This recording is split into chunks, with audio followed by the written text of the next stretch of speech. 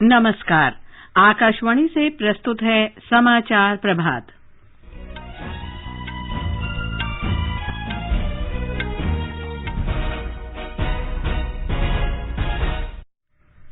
प्रधानमंत्री नरेंद्र मोदी आज गोरखपुर में लगभग 10,000 करोड़ रुपए लागत की 3 प्रमुख विकास परियोजनाओं का उद्घाटन करेंगे। प्रधानमंत्री नरेंद्र मोदी और रूस के राष्ट्रपति व्लादिमीर पुतिन के बीच 21वां भारत रूस वार्षिक शिखर सम्मेलन नई दिल्ली में संपन्न हुआ। दोनों देशों ने रिकॉर्ड 28 समझौतों पर हस्ताक्षर किए। स्वास्थ्य मंत्री मनसुख मांडविया ने कहा, देश में 85% से अधिक पात्र आबादी को कोविड रोधी टीके की पहली डोज लगाई जा चुकी है। देश में अब तक 128 करोड़ 66 लाख से अधिक कोविड टीके लगाए गए। भारतीय अर्थव्यवस्था में सुधार के मजबूत संकेत, 22 में से 19 आर्थिक सूचकों में तेजी। उच्चतम न्यायालय ने महाराष्ट्र के स्थानीय निकाय चुनावों में ओबीसी के 27% आरक्षण पर रोक लगाई। अमेरिका ने चीन के पेइचिंग में 2022 शीतकालीन ओलंपिक्स के राजनयिक बहिष्कार की घोषणा की। और भारतीय बैडमिंटन दल ने बहरीन में एशिया युवा पैरा खेलों में 16 पदक के साथ अपना अभियान संपन्न किया।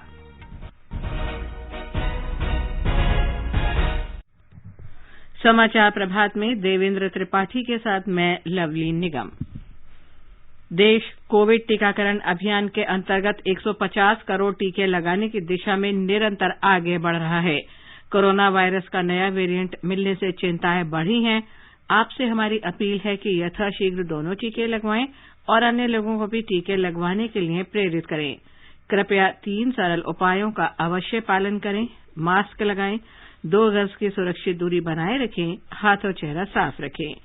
कोविड से संबंधित किसी भी जानकारी और मार्गदर्शन के लिए राष्ट्रीय हेल्पलाइन नंबर 01123978046 और 1075 पर संपर्क करें। देश के 75वें स्वाधीनता दिवस समारोह के उपलक्ष्य में आजादी का अमृत महोत्सव के अंतर्गत सरकार अनेक गतिविधियों का आयोजन कर रही है। इस अवसर को जन उत्सव के रूप में मनाते हुए आकाशवाणी समाचार स्वाधीनता संग्राम और उसके गौरवशाली इतिहास पर विशेष प्रश्नोत्तरी कार्यक्रम प्रसारित कर रहा है। ये क्विज 15 अगस्त 2022 तक प्रत्येक सोमवार और मंगलवार को समाचार प्रभात में शामिल होगा। भारतीय डाक विभाग अमृत महोत्सव क्विज में आकाशवाणी के साथ सहयोगी के रूप में शामिल है। कल का प्रश्न था, 1932 में नोबेल शांति पुरस्कार के लिए नामित किए गए महान स्वतंत्रता सेनानी का क्या नाम है, जो काबुल में अस्थायी निर्वासित भारत सरकार के राष्ट्रपति भी थे? इसका सही जवाब है राजा महेंद्र प्रताप सिंह। महेंद्र प्रताप सिंह स्वदेशी आंदोलन से काफी जुड़े थे और उन्होंने स्वदेशी वस्तुओं तथा स्थानीय शिल्पियों के साथ लघु उद्योगों को लगातार बढ़ावा दिया। वो अन्य लोगों के साथ साथ दादा भाई नौरोजी और बाल गंगाधर तिलक के भाषणों से काफी प्रभावित हुए और विदेशी वस्त्रों को जलाने का आंदोलन शुरू किया। उन्होंने भारत के स्वतंत्रता संग्राम में समर्थन हासिल करने के लिए कई देशों की यात्रा भी की। आकाशवाणी को देश विदेश के श्रोताओं से प्रश्न का उत्तर मिला है। आज के भाग्यशाली विजेता हैं जवाहरलाल स्नातकोत्तर चिकित्सा शिक्षा और अनुसंधान संस्थान परिसर, पुदुचेरी के पी मुरली कृष्णा रेड्डी। मेरा नाम पेद्दिरेड्डी मुरली कृष्णा रेड्डी है। मैं पुदुचेरी की ओर से अमृत महोत्सव क्विज का विजेता बनने पर आकाशवाणी की समाचार का शुक्रिया अदा करता हूँ। मैं पिछले 40 साल से आकाशवाणी समाचार सुनता हूँ। मुझे इसमें प्रसारित होने वाली श्रृंखला आजादी का सफर बहुत पसंद और ज्ञानवर्धक लगता है। पुदुचेरी की आजादी के आंदोलन में बड़ी भूमिका रही है। वरदराज कैलास सुब्बैया, सुब्रमण्य भारती, भारतीदासन और अरविंदो घोष ने आजादी का लड़ाई में बढ़-चढ़ कर हिस्सा लिया। मैं भारत देशवासियों को स्वतंत्रता के 75वें वर्ष पर आयोजित अमृत महोत्सव की अनेकों शुभकामनाएं देता हूँ। जय हिंद।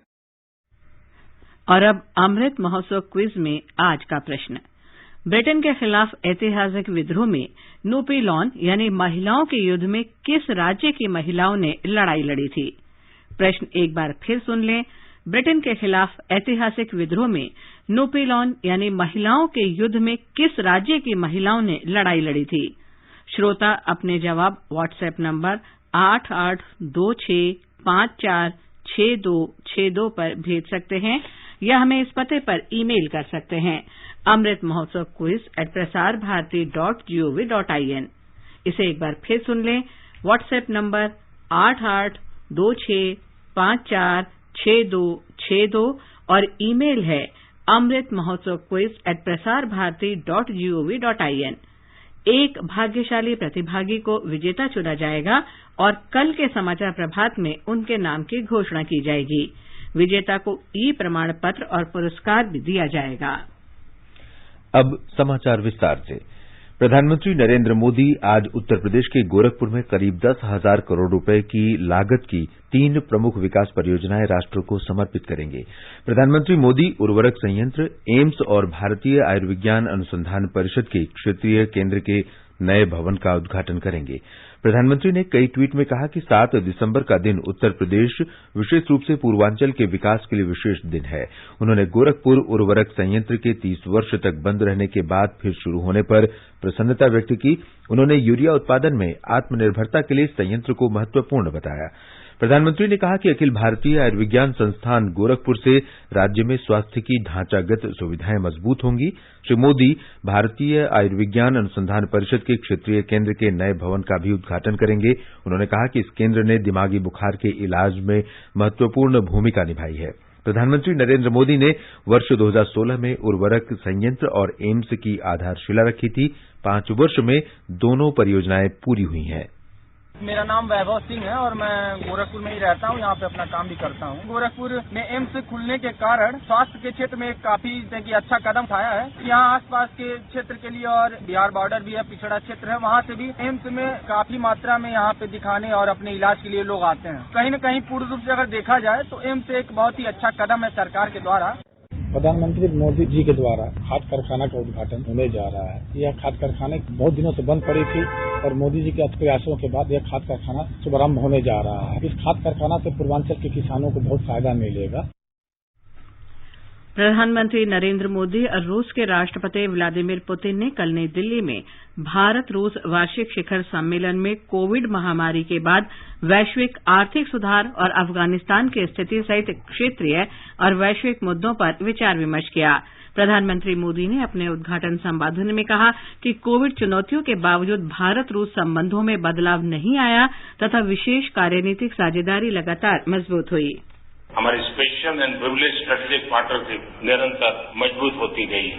कोविड के खिलाफ लड़ाई में भी दोनों देशों के बीच बेहतरीन सहयोग रहा, चाहे वैक्सीन ट्रायल्स और उत्पादन में हो, मानवीय सहायता के लिए हो या एक दूसरे के नागरिकों की देश वापसी के लिए हो। श्री मोदी ने कहा कि पिछले कुछ दशक में कई मौलिक बदलाव हुए हैं और नए भू राजनीतिक समीकरण उभरे हैं। इन सभी बदलावों के बीच भारत रूस मैत्री सुदृढ़ रही है। वर्ष 2021 हमारे द्विपक्षीय संबंधों के लिए कई मायनों में महत्वपूर्ण है। इस वर्ष 1971 की treaty of peace, friendship and cooperation के 5 दशक और हमारी स्ट्रेटेजिक पार्टनरशिप के 2 दशक पूरे हो रहे हैं। हमारी स्ट्रेटेजिक पार्टनरशिप में पिछले 20 वर्षों में जो उल्लेखनीय प्रगति हुई है उसके मुख्य सूत्रधार आप ही रहे हैं।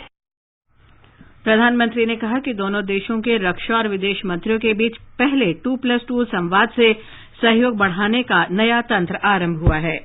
2+2 डायलॉग की पहली बैठक से हमारे व्यवहारिक सहयोग को बढ़ाने का एक नया मैकेनिज्म शुरू हुआ है। अफगानिस्तान और दूसरे क्षेत्रीय विषयों पर भी हम निरंतर संपर्क में रहे हैं।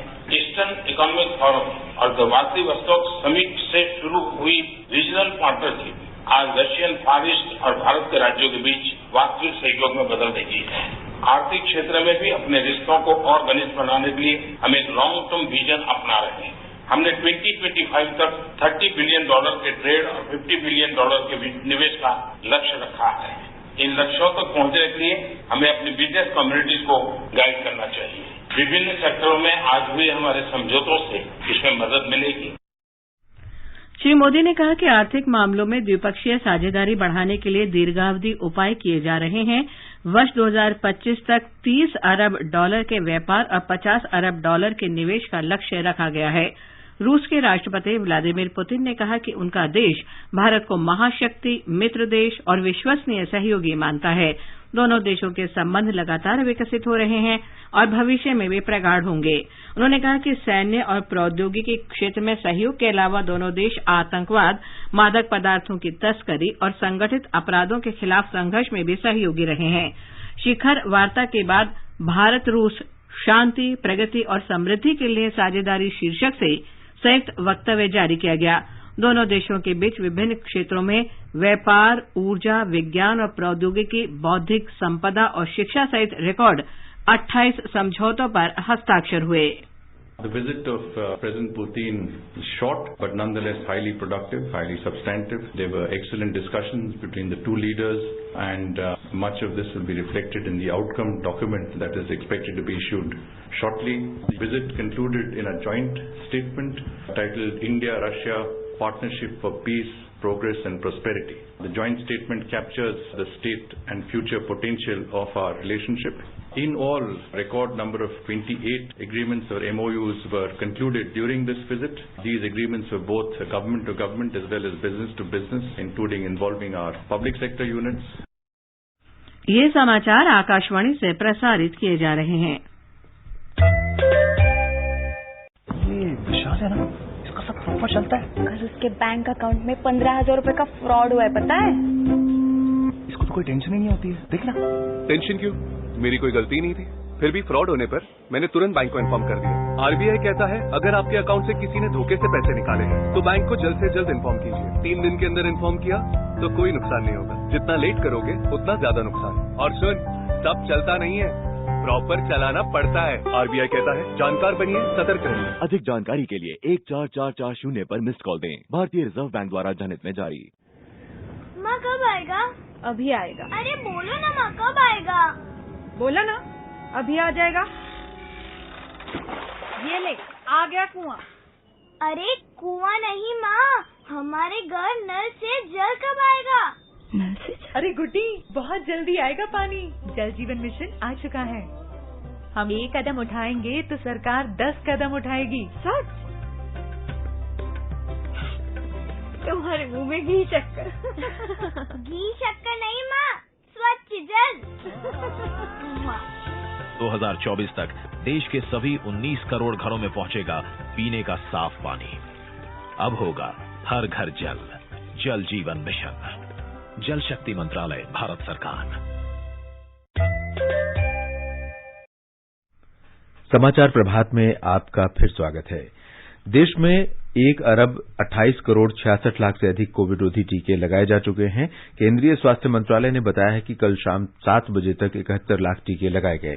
एक ट्वीट में केंद्रीय स्वास्थ्य मंत्री मनसुख मांडविया ने देश में 85% से अधिक पात्र लोगों को कोविड की पहली डोज दिए जाने पर देशवासियों को बधाई दी। प्रधानमंत्री के प्रधान वैज्ञानिक सलाहकार डॉ विजय राघवन ने कोविड रोधी टीके की दोनों डोज लगाने पर जोर दिया है। टीका लगाना बहुत जरूरी है और टीकाकरण से हमारे काम, नौकरी सब आसान हो जाएगी। हमारे टीका अवेलेबिलिटी ज्यादा है, वैक्सीन प्रोडक्शन ठीक चल रही है, वैक्सीन डिस्ट्रीब्यूशन ठीक चल रही है। इसीलिए कोई हिचकिचाहट न होनी चाहिए और सही समय पर टीका लेनी चाहिए। 2 बार टीका लेने के बाद आपका सुरक्षा हो जाती है पूरी तरह से। पहला डोज अभी 85% एलिजिबल लोगों को लग गया है और इसको पूरे करके पहला डोज सबको देनी चाहिए और दूसरे डोज भी 50% लोगों के ऊपर लग गया है, वो भी पूरी करनी चाहिए। जल्दी जाके टीकाकरण करवा दीजिए। आगे बढ़ने से पहले एक नजर मुख्य समाचारों पर। प्रधानमंत्री नरेंद्र मोदी आज गोरखपुर में लगभग 10,000 करोड़ रुपए लागत की 3 प्रमुख विकास परियोजनाओं का उद्घाटन करेंगे। प्रधानमंत्री और रूस के राष्ट्रपति व्लादिमीर पुतिन के बीच 21वां भारत रूस वार्षिक शिखर सम्मेलन नई दिल्ली में संपन्न हुआ। दोनों देशों ने रिकॉर्ड 28 समझौतों पर हस्ताक्षर किए। स्वास्थ्य मंत्री मनसुख मांडविया ने कहा, देश में 85% से अधिक पात्र आबादी को कोविड रोधी टीके की पहली डोज लगाई जा चुकी है। देश में अब तक 128 करोड़ 66 लाख से अधिक कोविड रोधी टीके लगाए गए। भारतीय अर्थव्यवस्था में सुधार के मजबूत संकेत, 22 में से 19 आर्थिक सूचकों में तेजी। उच्चतम न्यायालय ने महाराष्ट्र के स्थानीय निकाय चुनावों में ओबीसी के 27% आरक्षण पर रोक लगाई। अमेरिका ने चीन के पेइचिंग में 2022 शीतकालीन ओलंपिक्स में राजनयिक बहिष्कार की घोषणा की और भारतीय बैडमिंटन दल ने बहरीन में एशिया युवा पैरा खेलों में 16 पदक के साथ अपना अभियान संपन्न किया। हर जोखिम से निकल कर फसल आए, सुरक्षित हो जाए।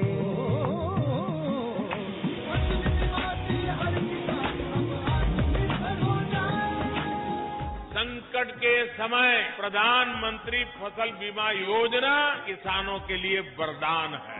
अब सूखा पड़े या बाढ़ आ जाए, कोई डर नहीं। अब ओले पड़े या कीट पतंगे फसल खा जाए, कोई फिक्र नहीं, क्योंकि हमने लिया है प्रधानमंत्री फसल बीमा। बुआई से फसल कटाई तक हर जोखिम का दावा, न्यूनतम प्रीमियम पर अधिकतम भुगतान का वादा। योजना से हर साल जुड़ रहे हैं 5 करोड़ से ज्यादा किसान। अब आपकी है बारी। नजदीकी कृषि कार्यालय, सहकारी समिति, बैंक शाखा, अधिकृत बीमा कंपनी या जन सेवा केंद्र में स्वेच्छा से करा सकते हैं पंजीकरण। फसल बीमा पोर्टल या फसल बीमा ऐप द्वारा भी कराया जा सकता है पंजीकरण। प्रधानमंत्री फसल बीमा योजना, आपकी फसलों का संपूर्ण सुरक्षा कवच। कृषि एवं किसान कल्याण मंत्रालय, भारत सरकार।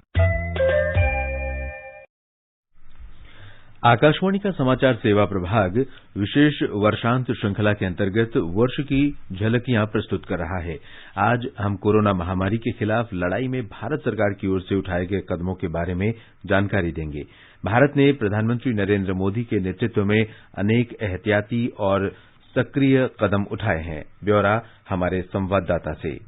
केंद्र सरकार ने कोविड-19 महामारी से प्रभावी ढंग से निपटने और देश में स्वास्थ्य के बुनियादी ढांचे को मजबूत करने के लिए कई कदम उठाए हैं। सरकार राज्यों और केंद्र शासित प्रदेशों को हर संभव सहायता मुहैया करा रही है ताकि कोविड महामारी से निपटने के लिए उनकी तैयारियों और क्षमताओं को बढ़ाया जा सके। महामारी के दौरान तकनीकी मार्गदर्शन देने, स्वास्थ्य के बुनियादी ढांचे में सुधार करने, दवाओं, पीपीई किट, मास्क, वेंटिलेटर्स, चिकित्सा ऑक्सीजन और भोजन जैसी आवश्यक वस्तुओं की उपलब्धता सुनिश्चित करने के लिए केंद्र सरकार द्वारा कई कदम उठाए गए। देश भर के अस्पतालों में बिस्तरों की क्षमता बढ़ाई गई और अस्थायी उपचार सुविधाएं स्थापित की गई। मेडिकल ऑक्सीजन की बढ़ती मांग को पूरा करने के लिए प्रत्येक जिले में पीएसए प्लांट स्थापित किए जा रहे हैं। देश के 18 वर्ष से अधिक आयु के लोगों को कोविड के टीके निःशुल्क उपलब्ध कराए जा रहे हैं। केंद्र ने 23,000 करोड़ रुपए से अधिक के भारत कोविड-19 आपातकालीन प्रतिक्रिया और स्वास्थ्य प्रणाली तैयारी पैकेज की घोषणा की। देश भर में स्वास्थ्य के बुनियादी ढांचे को मजबूत करने के उद्देश्य से 64,000 करोड़ रुपए की पीएम आयुष्मान भारत स्वास्थ्य अवसंरचना मिशन को शुरू किया गया है। भूपेंद्र सिंह, आकाशवाणी समाचार, नई दिल्ली।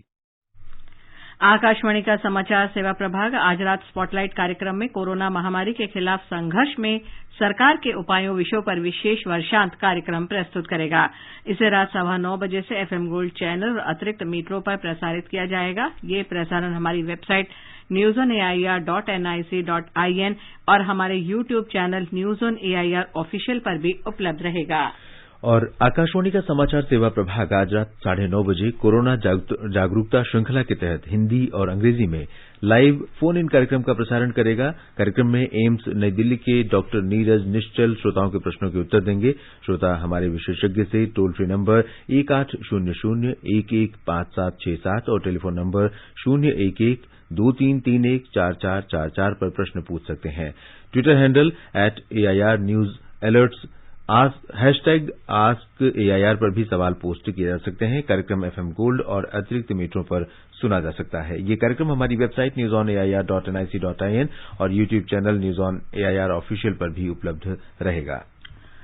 भारतीय अर्थव्यवस्था में मंदी के उभरने के मजबूत संकेत सामने आ रहे हैं। 22 में से 19 आर्थिक सूचकों में कोरोना महामारी से पहले की स्थिति की तुलना में बढ़ोतरी दर्ज की गई है। देश में कोविड महामारी शुरू होने के बाद से आर्थिक मंदी से उबरने की प्रक्रिया का पता लगाने के लिए उच्च फ्रीक्वेंसी सूचकों पर निगरानी रखी जा रही है। उच्चतम न्यायालय ने महाराष्ट्र के स्थानीय निकाय चुनावों में अन्य पिछड़ा वर्ग ओबीसी के लिए 27% आरक्षण पर रोक लगा दी है। न्यायालय ने महाराष्ट्र राज्य चुनाव आयोग को अगले आदेशों तक स्थानीय निकाय चुनावों में ओबीसी के उम्मीदवारों के लिए 27% आरक्षित सीटों पर चुनावी प्रक्रिया आगे न बढ़ाने के निर्देश दिए हैं। मामले की अगली सुनवाई 13 दिसंबर को होगी। अमेरिका ने चीन में पेइचिंग में होने वाले 2022 शीतकालीन ओलंपिक्स के कूटनीतिक बहिष्कार की घोषणा की है। अमेरिकी राष्ट्रपति भवन व्हाइट हाउस ने बताया कि चीन में मानवाधिकारों के चिंताजनक रिकॉर्ड को देखते हुए इन खेलों में कोई आधिकारिक प्रतिनिधिमंडल नहीं भेजा जाएगा। हालांकि अमेरिकी एथलीट खेलों में भाग ले सकते हैं और उन्हें सरकार का पूरा सहयोग मिलेगा। भारतीय बैडमिंटन दल ने कल बहरीन में एशिया युवा पैरा खेलों में 16 पदकों के साथ अपने दौरे का समापन किया। पैरा बैडमिंटन खिलाड़ियों ने 4 स्वर्ण, 7 रजत और 5 कांस्य पदक जीते।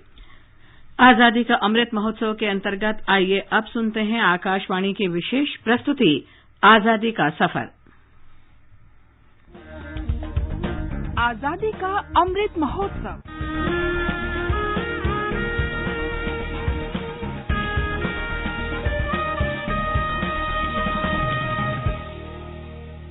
आजादी का सफर आकाशवाणी समाचार के संग भारत का शानदार स्वाधीनता संघर्ष आधुनिक विश्व के महानतम संघर्षों में से एक है। आकाशवाणी आपके लिए रोजाना ला रही है इस शानदार संघर्ष की झलक।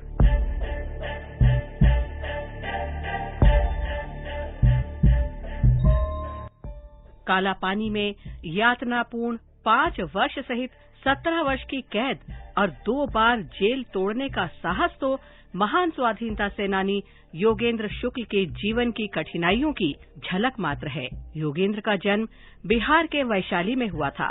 उन्होंने उत्तर प्रदेश और पंजाब में काम कर रहे अन्य क्रांतिकारियों के सहयोग से क्रांतिकारी गतिविधियां शुरू की।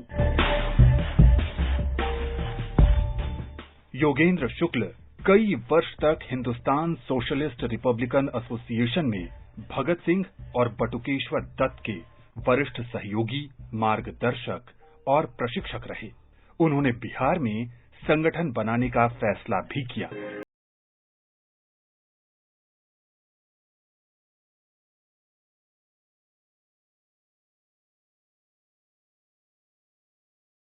(1932) में ब्रिटिश जासूस ने उन्हें पकड़ लिया। उन्हें अंडमान निकोबार के सेलुलर जेल भेज दिया गया। साथ ही कैदियों के साथ वे तेल निकालने के लिए बैलों की तरह मिलों में जुटे रहते थे। योगेंद्र शुक्ल ने अंग्रेजों के अमानवीय अत्याचार के विरोध में जेल में भूख हड़ताल शुरू कर दी।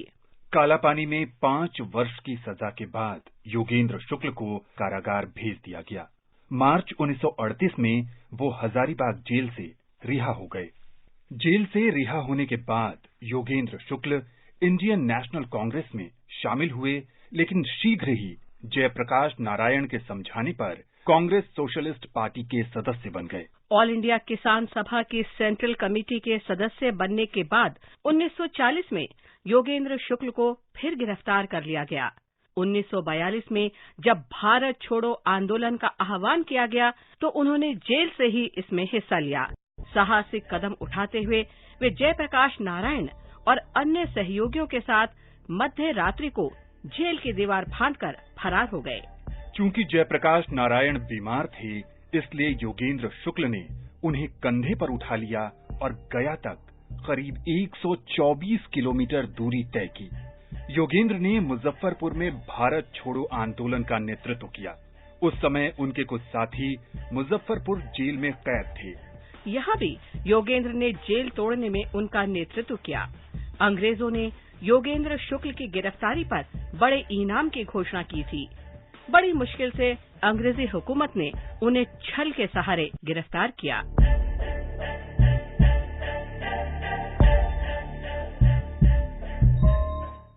(1946) में स्थानीय सरकार के दबाव में अंग्रेजों ने बाद में उन्हें रिहा कर दिया।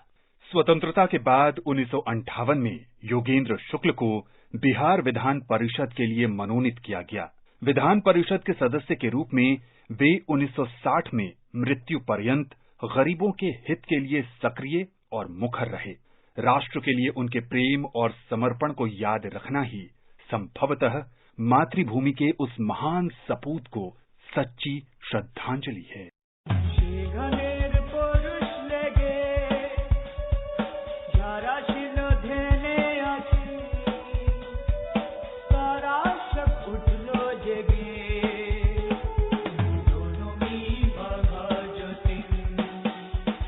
आज बाघा जतिन की जयंती भी है। जतीन्द्र नाथ का जन्म अविभाजित बंगाल के नदिया जिले में हुआ था। उन्हें बाघा इसलिए भी कहा जाता था क्योंकि उन्होंने रॉयल बंगाल टाइगर से लड़कर गांव वालों को बचाया था और कटार से बाघ को मार गिराया था। श्री अरबिंदो ने जतिन को सीक्रेट सोसाइटी बनाने का निर्देश दिया। वो सीक्रेट सोसाइटी जुगांतर के नाम से जानी गई और बाघा जतिन उसके कमांडर इन चीफ बने। जतिन ने अनेक युवाओं को प्रेरित किया। उन्होंने कहा था, आमरा मोरबो जगत जाग पे, मतलब हम राष्ट्र को जगाने के लिए बलिदान देंगे।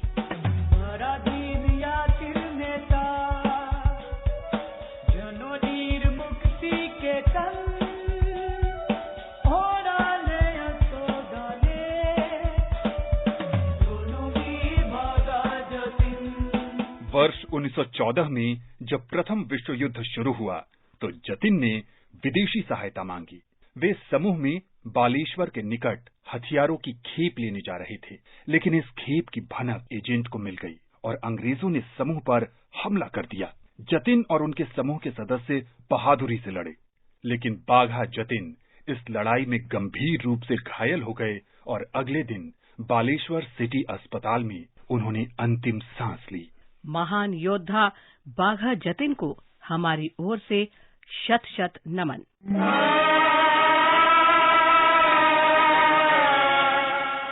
आज बस इतना ही।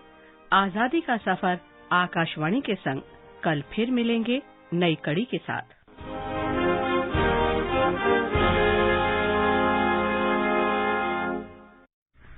आजादी का अमृत महोत्सव के लिए सभी उपभोक्ताओं को शुभकामनाएं।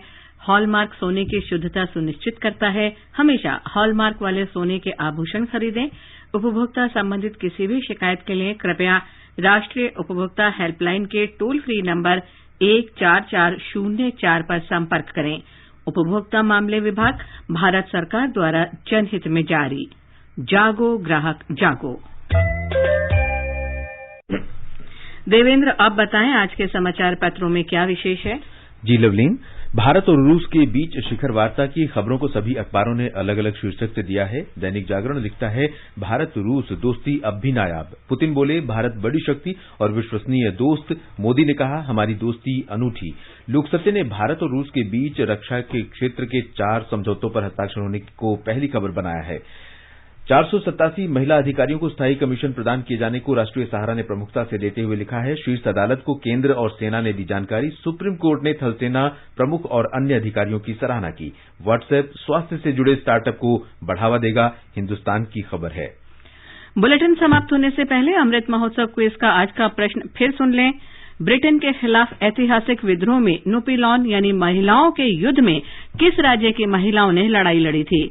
आप अपने जवाब व्हाट्सएप नंबर 8826546262 पर भेज सकते हैं या हमें इस पते पर ईमेल कर सकते हैं amritmahotsav@prasarbharati.gov.in। आकाशवाणी के साथ अमृत महोत्सव क्विज में भाग लेकर स्वतंत्रता की 75वीं वर्षगांठ के आयोजनों में शामिल हों। और अंत में मुख्य समाचार एक बार फिर। प्रधानमंत्री नरेंद्र मोदी आज गोरखपुर में लगभग 10,000 करोड़ रुपए लागत की 3 प्रमुख विकास परियोजनाओं का उद्घाटन करेंगे। प्रधानमंत्री नरेंद्र मोदी और रूस के राष्ट्रपति व्लादिमीर पुतिन के बीच 21वां भारत रूस वार्षिक शिखर सम्मेलन नई दिल्ली में संपन्न हुआ। दोनों देशों ने रिकॉर्ड 28 समझौतों पर हस्ताक्षर किए। स्वास्थ्य मंत्री मनसुख मांडविया ने कहा, देश में 85% से अधिक पात्र आबादी को कोविड रोधी टीके की पहली डोज लगाई जा चुकी है। देश में अब तक 128 करोड़ 26 लाख से अधिक कोविड रोधी टीके लगाए गए। भारतीय अर्थव्यवस्था में सुधार के मजबूत संकेत, 22 में से 19 आर्थिक सूचकों में तेजी। उच्चतम न्यायालय ने महाराष्ट्र के स्थानीय निकाय चुनावों में ओबीसी के 27% आरक्षण पर रोक लगाई। इसके साथ ही समाचार प्रभात का ये अंक समाप्त हुआ। नमस्कार।